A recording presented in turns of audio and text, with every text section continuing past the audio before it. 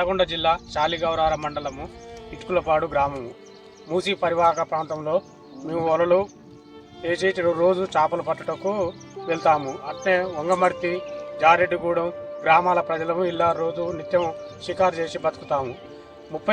August 31 తారీఖు నాడు అనుకోకుండా ఏరు వచ్చింది. వలలు తెప్పలు చెరువుడ్డ పెట్టి వలలు వేసిపోయినాము. 3 గ్రామాల ప్రజలము 300 మంది ఇలా తెప్పలు వలలు చెరలో వేసి చెరువు దగ్గర పెట్టిపోయినాము. అనుకోకుండా ఏరు వచ్చి మొత్తం కొట్టుకుపోయినాయి. గవర్నమెంట్ మాకు జీవనోపాధి కల్పించాలని, మేము ఆర్థిక సాయం అందించాలని కోరుతున్నాము. నల్గొండ జిల్లా శాలిగౌరారం మండలం మేము మూసిల చేపలు పడుతున్న మత్స్య కార్మికులం. గ్రామం ఇటుకులపాడు. ఆగస్టు 31 తారీఖున మా తెప్పలు వలలు మేము అందరం తెప్పల వలలు వేసి వచ్చినాం. పొద్దుగాల చూసేసరికి 150 మంది తెప్పలు వలలు అన్నీ కొట్టుకుపోయినాయి. ఆర్థికంగా చాలా వెనుకబడి ఉన్నాం.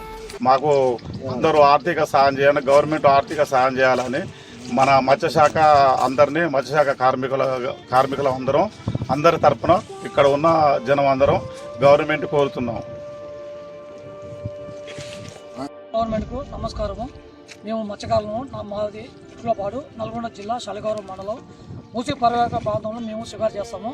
ఇక్కడ వంగమర్తి, జాజిరెడ్డిగూడెం, ఇటుకులపాడు మేము మత్స్యకారులము. మేము వలలు వేసిన నైటు 31 తారీఖు ఆగస్టు రోజు బాగా వరద ఏరు వచ్చి మూసిలో తెప్పల వలలన్నీ కొట్టుకుపోవడం జరిగింది. మాకు గవర్నమెంట్ పరంగా మాకు ఆర్థిక సహాయం చేయాలని మేము కోరుతున్నాము.